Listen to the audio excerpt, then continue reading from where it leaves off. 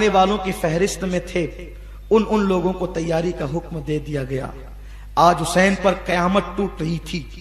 قیامت جب آئے گی یقیناً آئے گی، لیکن آج خاندان نبوت کے لیے اتنی بڑی قیامت تھی کہ نانا کا گھر چھوٹنا تھا، نانا کا مزار چھوٹنا تھا، نانا کا مدینہ منورہ چھوٹنا تھا۔ ان کے دل سے پوچھو جو 8 دن مدینہ منورہ میں رہتے ہیں اور جب وہ سامان باندھتے ہیں وطن آنے کے لیے تو ان کے دلوں پہ کیا گزرتی ہے، جبکہ مدینے میں نہ ان کا کوئی گھر ہے، نہ کوئی رشتہ دار ہے، نہ کوئی کاروبار ہے۔ ہائے حسین، آج حسین پر کیا وقت آیا تھا، کاش میرے نوجوان میرے مولا حسین کی قربانی کو محسوس کرے دل سے۔ جو لوگ حسین کا آواز سننے کے لیے، مولا حسین کی شہادت سننے کے لیے آئے ہیں، قربانی سننے کے لیے آئے ہیں، اور وہ سن کر کے یوں ہی چلے جاتے ہیں، اس کے بعد ان کی زندگی نہیں بدلتی، وہی بے نمازی پن، وہی شرابی پن، عورتوں کا وہی بے پردگی، عورتوں کا وہی غیر محرم مردوں کے ساتھ فون پر طویل گفتگو، بے حیائی کے کارنامے۔ سنو تم کو جنتی بنانے کے لیے یا تمہارا دین و ایمان بچانے کے لیے حسین کی قربانی کتنی بڑی ہے، تھوڑا محسوس تو کرو۔ 8 دن کا مدینے کا زائر جب وہ اپنا سامان باندھتا ہے تو اس کے ہاتھ کانپنے لگتے ہیں سامان باندھتے وقت۔ حسین کے دل پر کیا گزری ہوگی۔ مدینے میں حسین کا سب کچھ تھا، اسی گلیوں میں بچپنا، لڑکپن، جوانی سب بیتا تھا، اسی گلیوں میں حسین کی بارات نکلی تھی، انہی گلیوں میں نانا کا ہاتھ پکڑ کر چلنا سیکھا تھا، اسی گلی میں بابا کا ہاتھ پکڑ کر چلنا سیکھا تھا، اسی گلی میں مدینہ طیبہ کی گلی میں مولا حسین کو ماں کا پیار ملا تھا۔ ہاں یہی گلی تو تھی۔ ننا سا حسین جب ان گلیوں میں کھیلتا تو بڑے بڑے اکابر صحابہ اٹھا کر اپنی گردن پہ بٹھا لیتے۔ آج حسین کا کوئی مونس و غمخوار نہ تھا، کوئی غم گسار نہ تھا۔ بظاہر مولا حسین مدینہ طیبہ سے اپنے اہل بیت کو کہتے ہیں تیاری کرو، نکلیں گے۔ اور اب رات کا آخری پہر ہے، قدسیان فلک زمین پر اتر رہے ہیں روضہ اقدس کے طواف کے لیے، اور سب کے گھر بند ہے، بس ایک گھر کھلا ہے، وہ مولا حسین کا۔ اور مدینے کی گلی میں ایک مغموم بوجھل قدموں سے چلنے والا ایک وجود ہے جس کے چلنے کو دیکھ کر رسول اللہ کا چلنا یاد آتا ہے۔ اللہ اکبر۔ وہ اپنے گھر سے نکلتا ہے رات کی آخری پہر میں، انوار نیچے سے اوپر سے نیچے، اہل عرفان اس کا اندازہ کر سکتے ہیں، انوار نیچے اتر رہے ہیں یا نیچے سے اوپر جا رہے ہیں۔ قدسیان فلک طواف روضہ کے لیے درود و سلام کی نظریں پیش کرنے کے لیے روضہ رسول پر آ رہے تھے۔ ایسے میں حسین دبے قدموں اپنے گھر سے نکلتے ہیں اور نانا کے روضے پر آخری سلام کرنے کے لیے آتے ہیں۔ وہ منظر میں کس منہ سے پیش کروں، میرے اندر اتنی طاقت نہیں کہ میں اس منظر کی کما کہوں عکاسی کر سکوں، لیکن بس میں اتنا بتا سکتا ہوں، حسین جب اپنے نانا کے مزار پر تشریف لے گئے، ہاتھ باندھ کر کے کھڑے ہو گئے، گویا کہ تصورات کی دنیا میں محسوس کریں تو ایک صاحب عرفان کا کہنا ہے، حسین آنکھیں بند کر کے ہاتھوں کو باندھ کر آقا کی بارگاہ میں سلام پیش کرنے کے بعد کہتے ہیں، نانا جان، ہر آنے والا آپ کی بارگاہ میں آخری سلام پیش کرتا ہے، لیکن اس کو امید ہوتی ہے کہ اس آخری سلام کے بعد دوبارہ آپ اس کو پھر بلائیں گے اور وہ پھر سلام پیش کرے گا۔ لیکن حسین تو حتمی طور پر آپ کی بارگاہ میں آخری سلام پیش کرنے کے لیے آیا ہے۔ یا رسول اللہ، آپ اپنے حسین کا آخری سلام لیں۔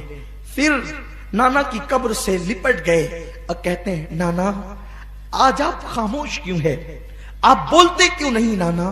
نانا وہی حسین ہوں جس کے لیے کہا تھا، حسین میرا پھول ہے جنت کا، حسین جنتی جوانوں کا سردار ہے، حسین مجھ سے، میں حسین سے ہوں۔ یا رسول اللہ، آج آپ کا حسین آپ سے باتیں کرنے آیا ہے، آپ اپنے حسین کو کوئی تسلی تو دیں۔ یہ کہتے کہتے قبر رسول پہ سر رکھا اور مولا حسین گویا کے بے ہوش ہو گئے، آنکھ بند ہوئی۔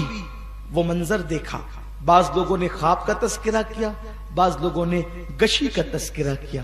جب گشی آئی مولا حسین کی تو حضور رحمت تمام نے فرمایا، حسین جاؤ، وفا کا وقت آ گیا، وعدے کی تکمیل کا وقت آ گیا، دین کے تحفظ کا وقت آ گیا۔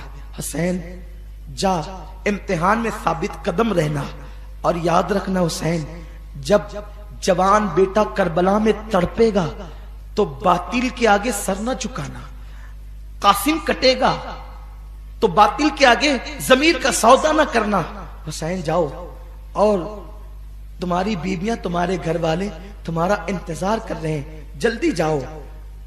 شوق کہتا ہے رکیں، ذمہ داری کہتی ہے چلیں، دل کہتا ہے ٹھہر کر ایک مرتبہ سلام پھر پیش کریں، لیکن ذمہ داریوں کا احساس شوق شہادت کہتا ہے نہیں نہیں اب دیر نہیں کرنا، ورنہ نانا نے جو کندھوں پہ سوار کیا تھا اور اتنے نازوں سے پالا تھا اس کا مقصد کب پورا ہوگا۔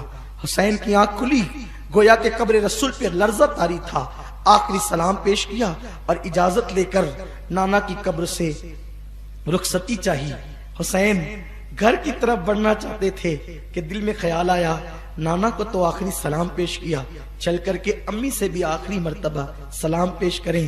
جیسے ہی ماں کی قبر پر گئے، حسین کو ساری ممتا کی لذتیں یاد آنے لگی۔ 3 رمضان المبارک کی وہ شب جب فاطمہ الزہرا کی وصال کی آخری شب تھی، فاطمہ جلدی جلدی سے بچوں کو نہلاتی ہے، حسین کو گویا کہ یاد آ رہا ہے میری امی نے تیسری شب میں جلدی جلدی سے نہلایا، ہاتھوں سے کھانا بنایا، کبھی حسن کے منہ میں لقمہ، کبھی حسین کے منہ میں، کبھی زینب کے منہ میں۔ کسی نے پوچھا فاطمہ اپنے بیٹوں کو کھانا یوں کھلاتی ہے؟ فرماتی ہے آج آخری شب ہے نا، کربلا میں حسین بھوکا ہوگا، ابھی کھلا دوں تاکہ آج کا کھلانا کربلا میں میرے حسین کو جب بھوک لگے گی تو ماں کے ہاتھوں کی لقمے کی لذت اس کو سہارا دے گی۔ اللہ اکبر، حسین کو وہ منظر یاد آ رہا ہے، مولا حسین ماں کی قبر سے لپٹے، امی جان اپنے بیٹے کا آخری سلام لو۔ جنت البقیع کا سناٹا، جنت البقیع کے اندر ایک عجیب سی خاموشی تھی جب حسین نے کہا امی اپنے لخت جگر کا سلام لو، آخری سلام، اور ماں میرے سر پہ ہاتھ رکھ کر دعا کر دو تاکہ آپ کا بیٹا کربلا کے میدان میں ثابت قدم رہے۔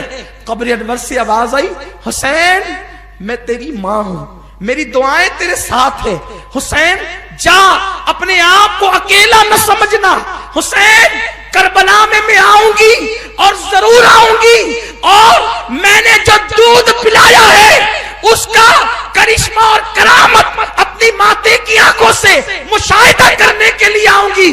حسین سب کچھ کرنا لیکن فاطمہ کے دودھ کی لاج رکھنا۔ حسین حسین ضمیر کا سودا، شریعت کا سودا، ایمان کا سودا نہ کرنا۔ جا حسین، ماں کی آواز نے حسین کو لرزا دیا ہے، جنت البقیع کی قبروں پہ لرزہ طاری ہو گیا ہے۔ ماں سے اجازت لی، امہات المومنین کو سلام کیا، اور اس کے بعد مولا حسین ننھی سی قبر پر گئے۔ وہ ایک ننھی سی قبر ابن رسول ابراہیم کی قبر تھی، وہاں تو پھوٹ پھوٹ کر رونے لگے، ابراہیم میرے نانا نے آپ پر مجھ پر آپ کو صدقہ کر دیا تھا، دعا کریں کہ میں نانا کی اس محبت کی لاج رکھ سکوں۔ مولا حسین اختصار کے ساتھ بھائی کی قبر پہ سلام کرتے ہیں اور تنہا بوجھل قدموں سے جیسے گھر میں قدم رکھتے ہیں۔ گھر میں آ کر دیکھا تو ایک عجیب ہنگامہ تھا۔ ہنگامہ یہ تھا کہ 9 سال کی بچی جس کا نام فاطمہ صغرا تھا بخار میں تپ رہی تھی، اور وہ گھر والوں پہ غصے میں تھی، اور کبھی ماں سے کہتی، ام رباب سے، شہربانوں سے، ام اسحاق سے، لیلا سے، کہ آج تم لوگ اتنے بدلے سے کیوں ہو؟ تمہارے رویے کیوں بدل گئے؟ کہاں جا رہے ہو؟ مجھے بتاؤ تو، کیوں جا رہے ہو؟ مجھے بتاؤ تو، جانے والوں میں میرا نام ہے کہ نہیں بتاؤ تو۔ سب کے کپڑے بھر لیے، میرے کپڑے رکھتے ہو، سب کے سامان اٹھا لیے، کجاوے پر کس دیے، میرے سامان کیوں نہیں رکھتے؟ کوئی کچھ نہیں کہتا۔ اس حالت میں مولا حسین آتے ہیں اور بیٹی کا یہ غصہ اور جذبات دیکھتے ہوئے کھڑے رہ جاتے ہیں۔ ایسے میں سکینہ علی اکبر سے کہتی ہے علی اکبر آگے بڑھو، صغرا سے مل لو، اور سکینہ نے علی اکبر کو کہا علی اکبر ذرا اچھے سے تسلی دینا، اس لیے کہ یہ تیری آخری ملاقات ہے سغرا کے ساتھ۔ علی اکبر اب تو نہیں مل سکے گا اپنی بہن سے، باتیں کر لیں، اب وہاں جا رہے ہیں جہاں سے تم نے لوٹ کر نہیں آنا۔ علی اکبر آگے بڑھے، سغرا سے کہا سغرا بھائی سے ناراض ہے؟ مورخین لکھتے ہیں سغرا اپنے بھائی سے لپٹ گئی اور کہتی تھی علی اکبر 18 سال کا ہو گیا ہے نا تو بابا کہتے ہیں کہ میں مدینے میں علی اکبر کی شادی کروں گا، تو تیرا صحرا میں کب دیکھوں گی؟ تم لوگ کہاں جا رہے ہو؟ کب لوٹ کر آؤ گے؟ مجھے بتاؤ نا۔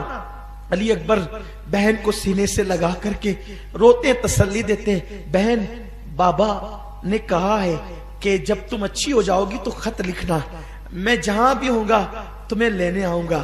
اتنے میں جیسے ہی مولا حسین کو دیکھا، مولا حسین سے کہتی بابا دیکھو نا یہ لوگ کیا کرتے ہیں، بابا میں بھی چلنا چاہتی ہوں۔